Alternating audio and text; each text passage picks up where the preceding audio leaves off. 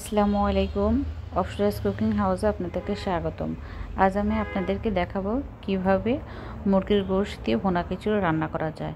তো এই জন্য প্রথমে আমি এখানে নিয়ে নিয়েছি কিছু পেঁয়াজ কুচি, কিছু মরিচ কুচি, রসুন এবং কিছু আস্ত গরম মশলা, আর নিয়ে নিয়েছি 1 কেজি পরিমাণ মুরগির মাংস, আর এখানে নিয়ে নিয়েছি হাফ কেজি চাউল এবং ডাউল, আর এখানে নিয়ে নিয়েছি 2 টেবিল চামচ জিরা বাটা, 1 চামচ কাঁচামরিচ বাটা, 1 চামচ আদা বাটা, আর 1 চামচ মরিচ বাটা, আর ছোটো 1 চামচ হলুদের গুঁড়া, 2 চামচ মরিচের গুঁড়া, আর নিয়েছি ধনিয়া গুঁড়া 1 চা চামচ, আর মশলা গুঁড়া 1 চা চামচ। এখন আমি এগুলো একটু পানি দিয়ে সুন্দর করে গুলিয়ে পেস্ট তৈরি করে নেব। আর কড়াইয়ে দিয়ে দিচ্ছি তেলটা গরম হয়ে আসলে এখানে আমি পেঁয়াজ, মরিচ এবং রসুনগুলো দিয়ে সুন্দর করে লাল লাল করে ভেজে নেব।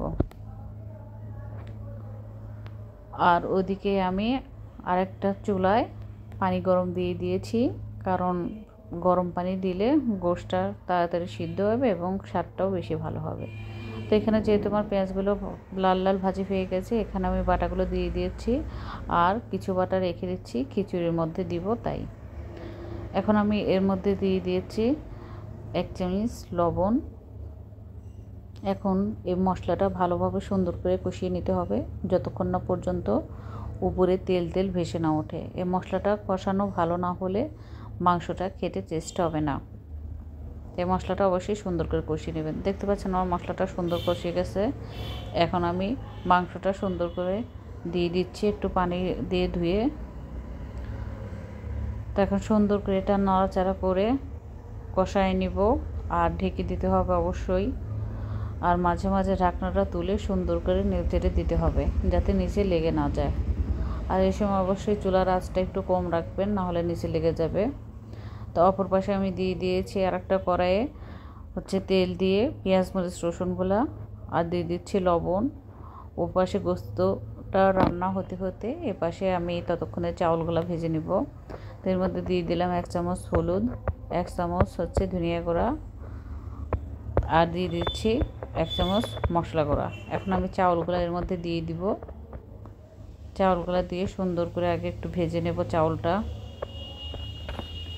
ভাজা হয়ে গেছে। এখন এর মধ্যে আমি 1 চামচ ঘি দিয়ে দিচ্ছি। ওদিকে গোশতটা একটু নেড়ে দেখছি হচ্ছে কি না। তো আমার চাউলটা প্রায় ভাজা হয়ে গেছে,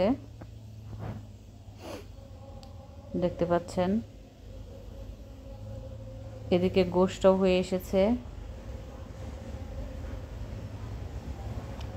এখন আমি এই চাউলটা ভাজা হয়ে গেছে, এর জন্য এর মধ্যে এখন বাটা মশলাটা দিয়ে দেব। বাটা মশলাটা আগে দিলে চাউলটা ভালো ভাজা যেত না, লেগে যেত। এই জন্য বাটা মশলাটা চাউল ভাজা হওয়ার পর দিতে হয়, তাহলে চাউলটা কড়াইয়ে লেগে যায় না।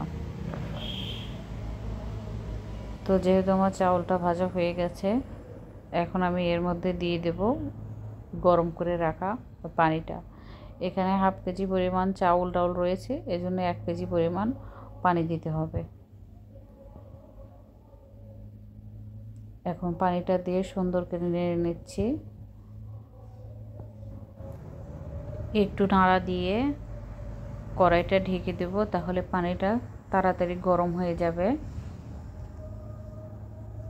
ঢেকে রেখে দেব একটু। আর আমার চ্যানেলটা যেহেতু নতুন, সবাই একটু লাইক, কমেন্ট, সাবস্ক্রাইব করে যাবেন, যাতে আমি আপনাদের সামনে আরও নতুন নতুন রেসিপি নিয়ে হাজির হতে পারি।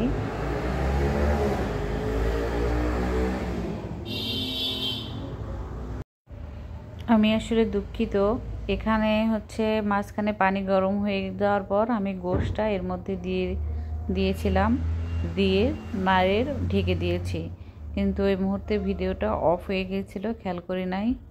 তো আপনারা বুঝে যাবেন যে পানিটা একটু গরম হলে তারপরে গোশতটা ঢেলে দিয়ে সুন্দর করে নাড়িয়ে লবণটা দেখে, লবণটা ঠিক হলে তারপরে কড়াইটা সুন্দর করে ঢেকে দিতে হবে। আর অবশ্যই এই পর্যায়ে চুলার হিট কম রাখতে হবে, না হলে পানি শুকিয়ে যাবে, চাউলগুলো সিদ্ধ হবে না। আর নিচ থেকে লেগে যাবে। তাই এভাবে সুন্দর করে ঢেকে রেখে দেবেন লো হিট দিয়ে। তো ফিরে আসবেন 10 মিনিট অন্তর, এসে ঢাকনা খুলে তারপরে দেখবেন যে কি অবস্থা হয়েছে কি না।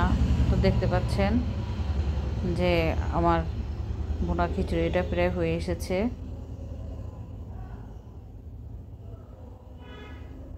এখন আমি একটু নেড়ে দিচ্ছি, নাড়া দিয়ে তারপর এর মধ্যে আর 1 চামচ ঘি দিয়ে দিচ্ছি যাতে সেন্টটা ভালো থাকে। প্রথমেও দিয়েছিলাম আর লাস্টে এটা দিলে আর ঘিয়ের সেন্টটা আরও বেশি হয়। তো দেখতে পাচ্ছেন আমার ভুনা খিচুড়ি হয়ে গেছে। তো সবাই একটু লাইক কমেন্ট করে পাশে থাকবেন। আল্লাহ হাফেজ।